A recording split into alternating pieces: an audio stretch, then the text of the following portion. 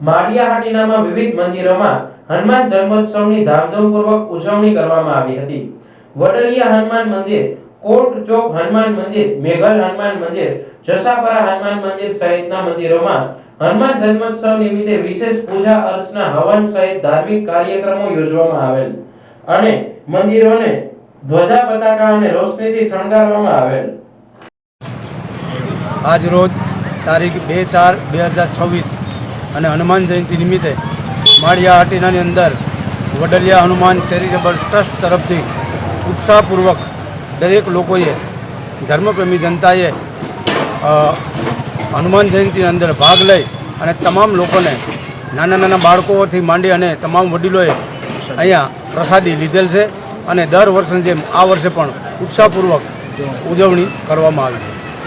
સમગ્ર શહેરના હનુમાનજી મહારાજના મંદિરોમાં સવારથી દર્શન માટે ભક્તોની કતારો જોવા મળી હતી।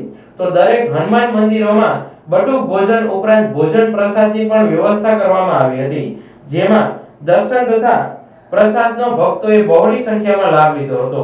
માળિયાહાટીના આજ રોજ જાપાવાળા હનુમાનજી મહારાજના સાનિધ્યની અંદર દર વર્ષની જેમ આ વર્ષે પણ ભવ્ય યજ્ઞનું આયોજન કરેલું।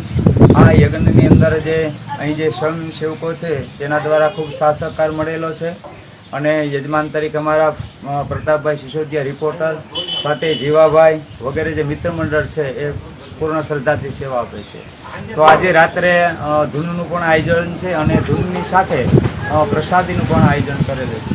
એવી જ રીતના પ્લોટ વિસ્તારની અંદર જે હનુમાનજી મહારાજ છે ત્યાં પણ દિવ્યાતિ દિવ્ય ભવ્ય પ્રસાદીનું ત્યાં પણ આયોજન છે અને રેલવે સ્ટેશને જે હનુમાનજી મહારાજ બિરાજે છે ત્યાં પણ પ્રસાદીનું આયોજન હોય છે અને રાત્રે ત્યાં સત્યનારાયણ ભગવાનની કથાનું આયોજન રાખેલ છે। તો ધર્મપ્રેમી જનતાને ત્યાં કથાનો લાભ લેવા, પ્રસાદીનો લાભ લેવા અને ધૂનનો લાભ લેવા બધાને હાર્દિક નિમંત્રણ પાઠવવામાં આવે છે।